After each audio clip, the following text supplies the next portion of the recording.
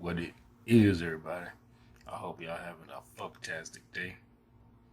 I'm gonna be reacting to Ryu versus Jin Kazama.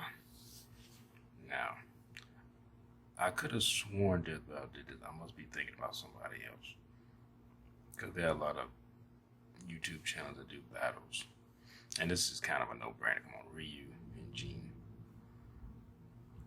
I mean, come on. I mean, especially when Jin beat Kazuya and his father and his grandfather, Heihachi Mishima.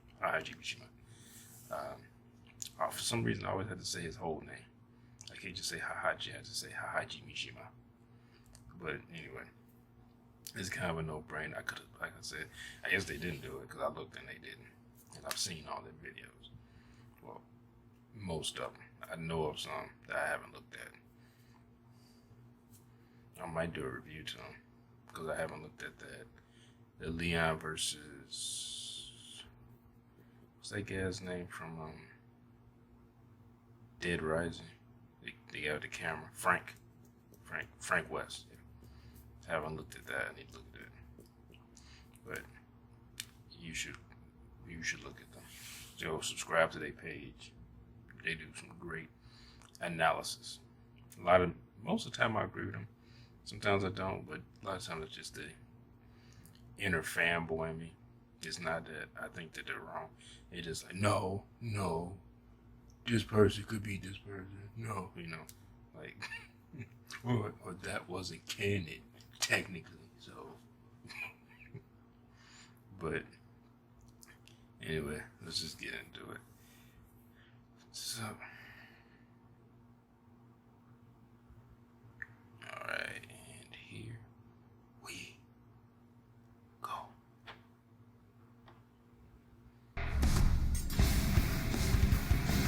Everyone has different reasons for studying martial arts. For personal honor, to improve health, and for kicking the crap out of the other people, like with Ryu, the wandering world warrior of Street Fighter. And Jin Kazama, the power-hungry martial arts master of Tekken. He's Wiz and I'm Boomstick. And it's our job to analyze their weapons, armor, and skills to find out who would win a death battle.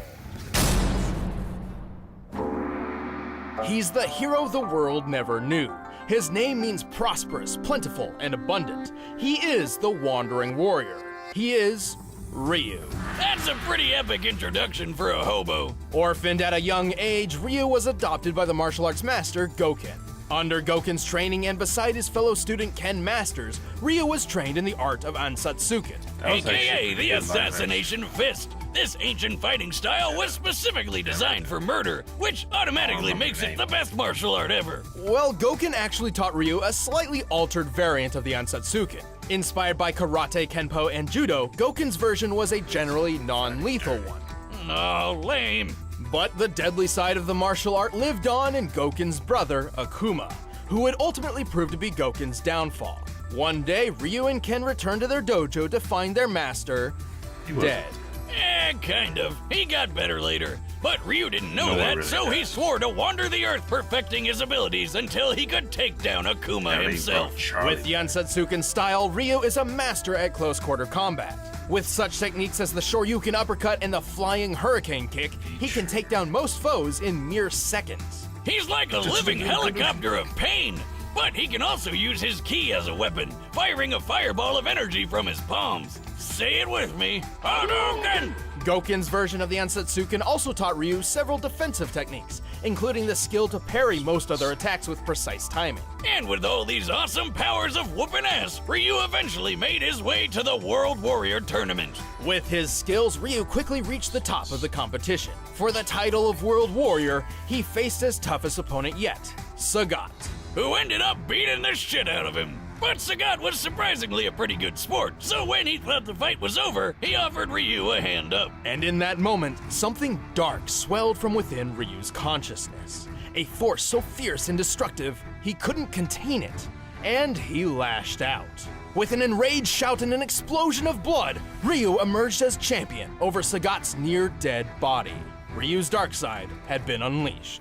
This was the Satsui no Hado. A violent inner force so extreme, its name actually means surge of murderous intent. If I ever knowingly father a child, I know what I'm naming him. Under the influence of the Satsui no Hado, Ryu falls into an uncontrollable rage known as Evil Ryu, where his physical and spiritual power skyrockets. He can even teleport and use Akuma's favorite technique, the Shun Goku Satsu, which literally translates to instant hell murder. Okay, shit, now I gotta have 2 kids that I care about. The Shun Goku Satsu, or the Raging Demon, is a fatal move which attacks the very soul of its victims with the gravity of all their past sins. To make them die 1,000 deaths. But while the Satsui no Hado is a manifestation of Ryu's dark side, he has achieved balance with the light. This is called Mu no Ken, or the power of nothingness. Wait, that doesn't make any sense. What's he gonna do with nothing? By focusing on mental and spiritual refinement and detachment, Ryu has achieved the ultimate state of being. This begets a power strong enough to match and even surpass the Satsui no Hado. Oh yeah, that's how Goken survived Akuma's hell murder attack. And now Ryu's got the same power. Look at him go. With all this power, Ryu's performed some incredible feats.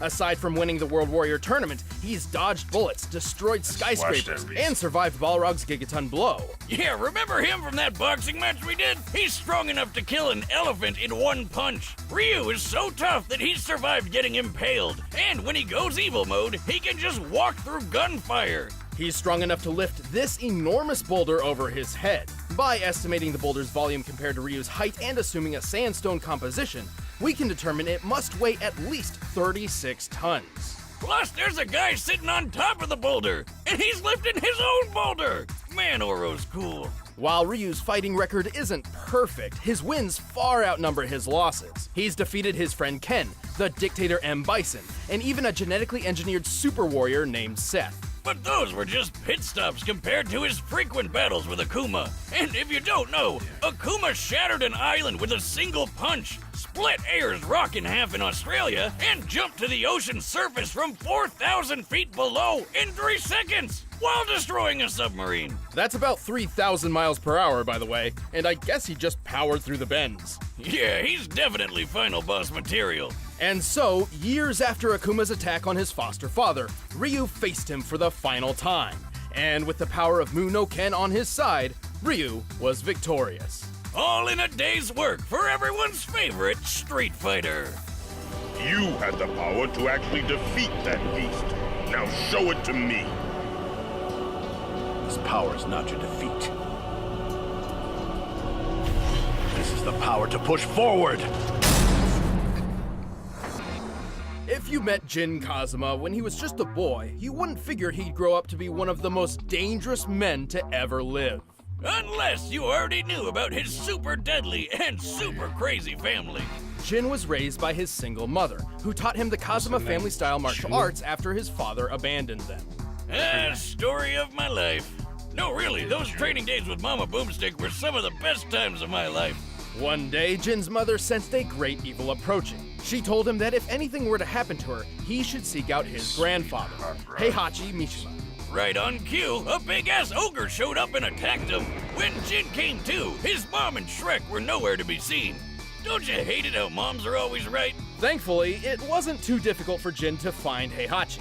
Yeah, he's super rich and has a really tall building. Kinda hard to miss. So rich, in fact, that Heihachi owned a multinational conglomerate empire with its own banking, weaponry, military forces, and, just for kicks, a martial arts tournament. Whoa! Why didn't Mom tell him about this? Time to collect on those missing Christmas presents, Granddad. Well, she also forgot to mention that Heihachi is a terrible father who's obsessed with throwing his own son off cliffs. Nobody's perfect, I guess. Regardless, under Heihachi's guidance, Jin trained and perfected the Mishima Ryu fighting style. With 2 types of martial arts mastered, he's got all sorts of techniques that can pack a punch. Such as the Flash Punch combo and the electrically charged Lightning Screw uppercut. Or his famous 10-hit combo chain. Once he gets you stuck in his flurry of punches and kicks, you're not going anywhere until he finishes you off with a classic dragon uppercut. With these talents and a thirst for revenge, Jin entered his grandfather's King of Iron Fist tournament. There, he came face to face with the ogre once again. But instead of, interrogating him to find out what happened to his mother, Jin just killed him. Nice job, stupid. There goes the only lead you had. And nothing tastes better than sweet, sweet revenge. Except for maybe Mom's cooking. Well, unfortunately, it didn't last long, because he got shot up by his grandfather. Oh, that son of a bitch! Mama always said never trust a bald man who tells his barber, give me the Wolverine. But Jin had a little surprise for Heihachi, and for himself, actually. Unlearned. Thanks to his family line, he has inherited the dreaded and parasitic Devil Gene. Which turns him into a flying, laser-shooting demon person. Now that's one genetic disorder you can sign me up for. Good news then, I've been working on an artificial digestible version of the Devil Gene myself. Oh yeah? Would that happen to be the chewy fruit candy in the blue bucket? What did you do? Well, my dog Jack Spaniels was wandering around scrounging for food as he does, and I was wondering why he suddenly grew horns and wings. You've got to be shitting me. Anyway, compared to his base form, Devil Jin's strength, speed, and durability are better than ever. Devil Jin is strong enough to throw people dozens of feet and even smash them through walls. For this instance in particular, he's pushing Heihachi through the limestone wall of an Aztec pyramid. To do this, Jin must have struck the wall with force equal to at least 10 tons per square inch. Hell, Jin is stronger than this guy called Raven, who can toss around this giant war robot named Nancy. When compared to real-life robots of similar size and accounting for additional weaponry and gear, this machine should weigh anywhere between 15 to 30 tons.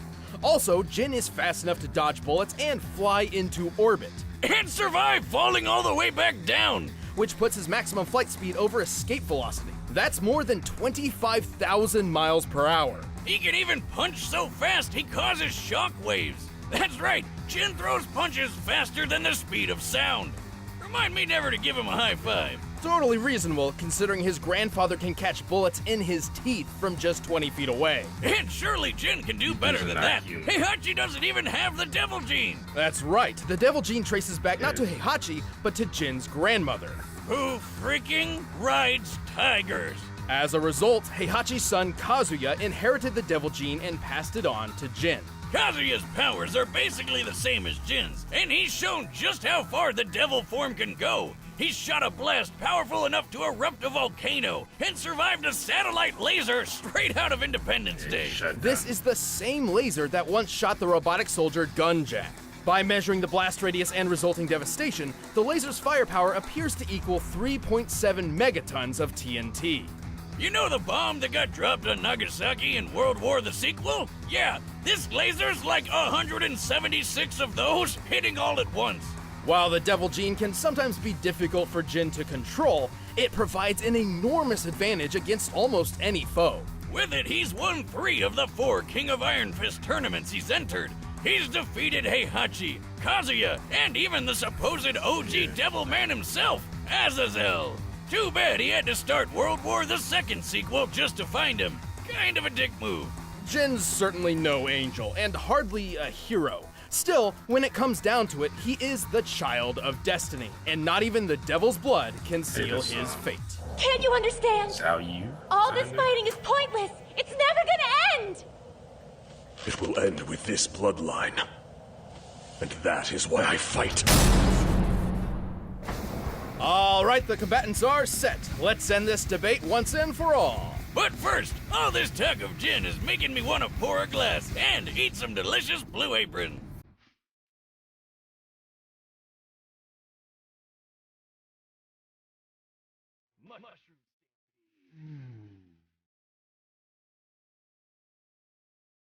Non-GMO.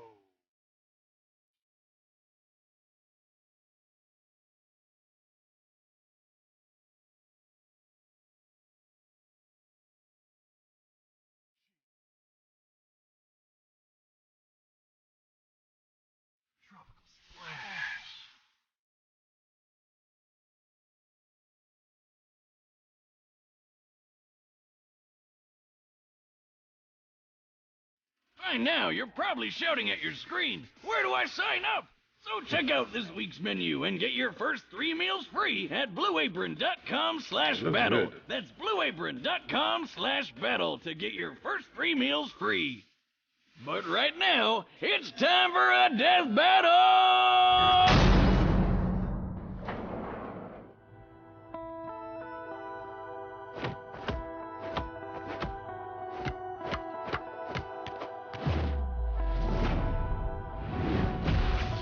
eyeliner on him?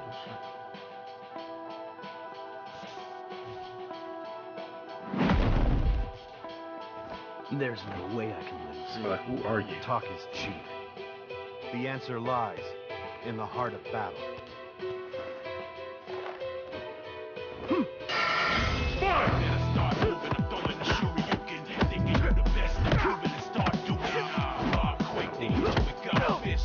Oh, nice.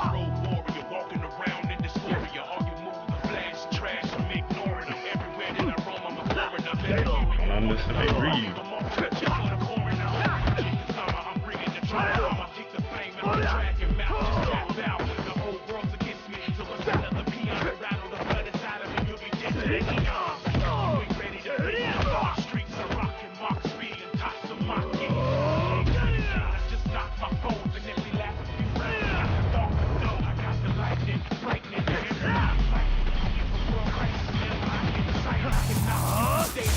Oh, I thought you might do a short.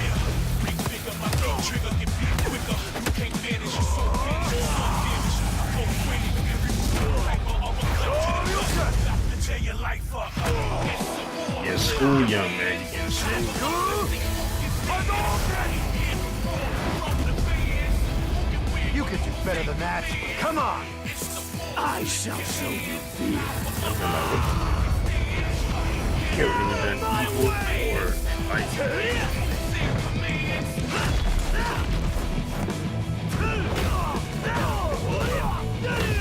You insect!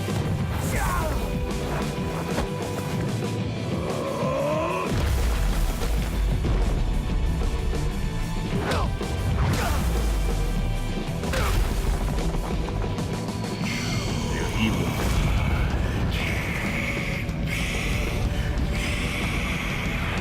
I like his clothes turn.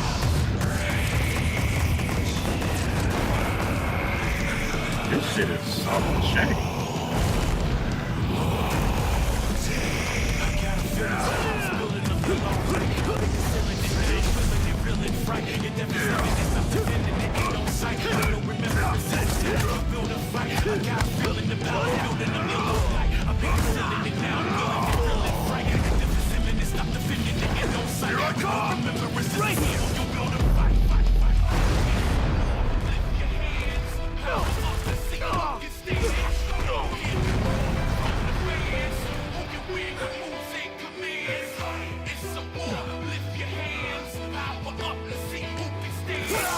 Yeah, now here come that light.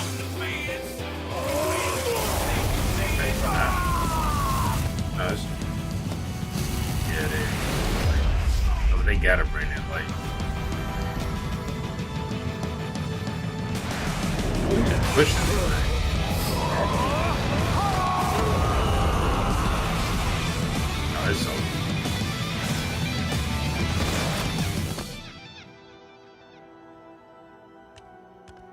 I walk the path of the true warrior. KO! Oh, I get why it's called the power of nothingness now. There's nothing left in his chest.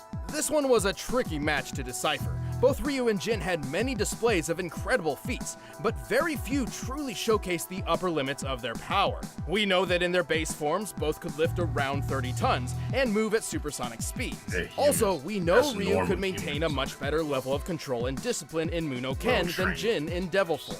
Yeah, hardcore Tekken fans know he had pretty good control over it in that Blood Vengeance movie, but it's pretty inconsistent with game canon. Even Tekken's creator has said it's Oh, not yeah. canon. Also, Jin's fall from orbit feat was impressive, but it is hard to quantify due to its presentation. Even if we assume we are to take it literally, a man of Jin's size landing at terminal velocity would equal around 18 tons of force. But to find their limits, we had to scale them to comparable characters. Scaling Jin to his father Kazuya was logical. Kazuya survived that 3.7 megaton laser blast, and it's clear it was necessary for him to be in devil form to do so. Kazuya's own laser blast was strong enough to help kick off a volcano's eruption, a feat which could require up to 100 megatons of TNT. But that's a very generous estimate, and its actual potency is likely much less. Since their power comes from the same place, and Jin's even defeated Kazuya before, it's safe to say Jin can do all this too.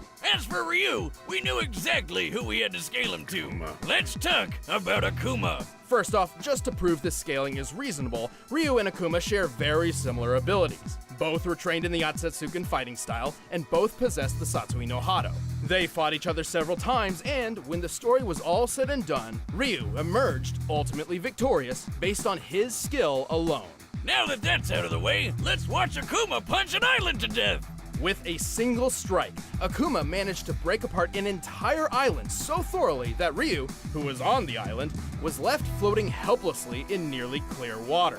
Assuming the island is somewhat circular, we've estimated the volume and deduced that in order to fragment the island like this, Akuma's punch must have been over 400 megatons of TNT. That's more than 4 times stronger than anything a Devil Gene has pulled off. And Ryu takes blows from this guy all the time. Sure, Ryu wasn't getting hit with 400 megatons every time Akuma landed a punch, but the most a Devil Gene carrier has ever survived amounts to less than 1% in comparison. Even if Jin could survive a strike as strong as Kazuya's volcano feat, it still pales in comparison. The fact that Ryu survived being on the island as it was blown apart helps justify this scaling too. Well, Jin still takes the speed advantage with that flight into orbit, but it doesn't mean much when the difference of power and toughness is this massive. When it came down to it, Ryu's strength, Yeah, Ryu durability, knows and he's control were stronger just and too tougher far than out of Jin. Jin's reach. Jin is Wait, Wiz, we faster, forgot a feat. larger. You remember that Gunjack robot? A later model of Jack once destroyed a meteor. Couldn't we just scale Jin to that? Well, it's unsupported by canon material, but even if we did, guess who destroyed an even bigger meteor? Akuma? Akuma. Damn. Well, Jin up, everybody. Ryu's taking care of business. The winner is Ryu.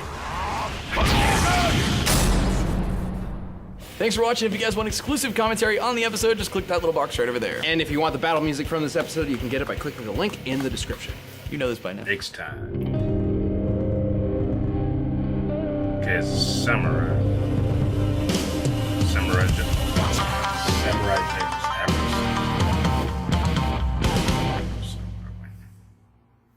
I'm saying that right now. Afro Samurai is winning. Okay, my boy Ryu won. I was like, I wasn't sure because I thought I figured they was gonna compare him to his father, and that movie where he destroyed that. That was a movie. That video game, Tekken 7, where he destroyed that satellite. I figured they was gonna go with that, and that made me nervous. But I didn't think about them comparing, because I was like, Ryu doesn't have that many feats that I know of with the power of nothingness and all that stuff, or enlightenment, whatever. But comparing him to Akuma, someone who he's defeated, and all the stuff he's done, it makes sense that he would be more powerful than Jin. And that is all she wrote. But that was great. I love it. Man, that looked good. I might have to watch that again. Anyway, thanks for watching, everybody. Like, comment, subscribe. And I'll see y'all on Monday. Peace.